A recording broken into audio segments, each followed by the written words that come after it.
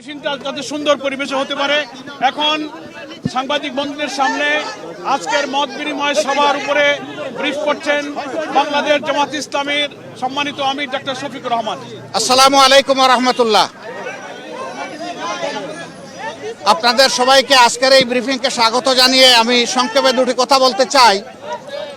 আপনারা কালকে সকল গণমাধ্যম এই সংবাদ পরিবেশন করেছিলেন যে মাননীয় প্রধান উপদেষ্টা আজকে সমস্ত দলের জাতীয় নেতৃবৃন্দকে এখানে আহ্বান জানিয়েছিলেন।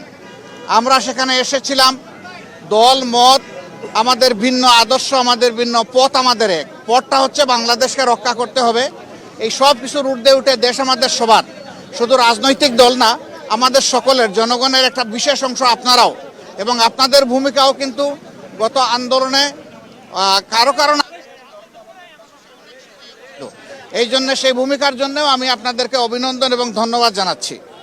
আগামীর বাংলাদেশ গঠনে পথে পথে আমরা বিভিন্ন অন্তরায় দেখতে পাচ্ছি, বিশেষ করে পার্শ্ববর্তী দেশ, তারা আমাদের প্রতিবেশী।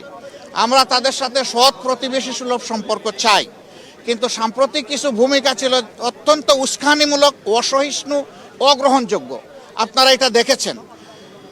মিথ্যা তথ্যের উপর নির্ভর করে বাংলাদেশকে কলুষিত করার জন্য, এই সরকার এবং জনগণকে ব্যর্থ করার জন্য তারা দুনিয়ার বিভিন্ন জায়গায় অপপ্রয়াস চালাচ্ছেন এবং অপপ্রচার চালাচ্ছেন। আমরা এগুলার নিন্দা জানিয়েছি সকলে সম্মিলিতভাবে। আমরা একটা জায়গায় সবাই আমরা একমত হয়েছি যে আমাদের স্বাধীনতা সার্বভৌমত্বের ব্যাপারে কোনো ছাড় নয়।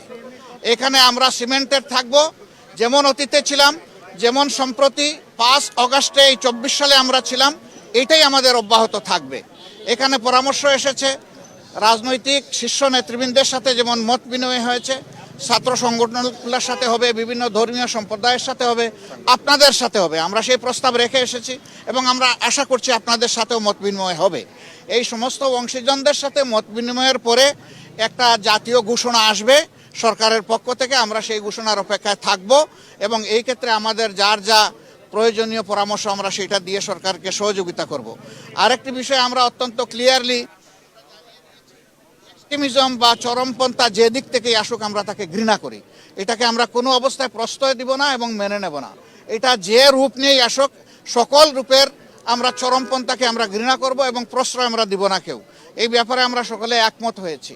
আরও অনেকগুলো বিষয়ে কথা হয়েছে। আমাদের দেশের ভাবমূর্তি নষ্ট যারা করছে তাদেরকে বুঝানো যে তোমরা আমাদের প্রতিবেশী, আমরা যদি ভালো থাকি তোমরাও ভালো থাকবা, আমরা ভালো না থাকলে তোমরা ভালো থাকবা কেমনে। এই বিষয়গুলো তো আসবে, অবভিয়াসলি আসবে। তো সেই বিষয়গুলো নিয়েও আলোচনা হয়েছে। আমরা আশা করছি জাতি ঐক্যবদ্ধভাবে ইনশাআল্লাহ আগামী দিনের সকল চ্যালেঞ্জ মোকাবেলা করে আমরা চূড়ান্ত সফলতার দিকে এগিয়ে যাব। চূড়ান্ত সফলতা অর্জন না হওয়া পর্যন্ত আমাদের ঐক্য অটুট এবং মজবুত থাকবে। চূড়ান্ত সফলতা এসে যাওয়ার পরেও প্রিয় দেশের জন্য আমরা ঐক্যবদ্ধ থাকব। আপনাদের সকলকে ধন্যবাদ। আসসালামু আলাইকুম। নির্বাচন নিয়ে ছোটখাটো কথা হলেও সেটা নিয়ে কোনো কনসেনসাস হয় নাই বা ব্যাপকভাবে কোনো আলোচনা হয় নাই। সবাইকে ধন্যবাদ। ভালো থাকুন সবাই।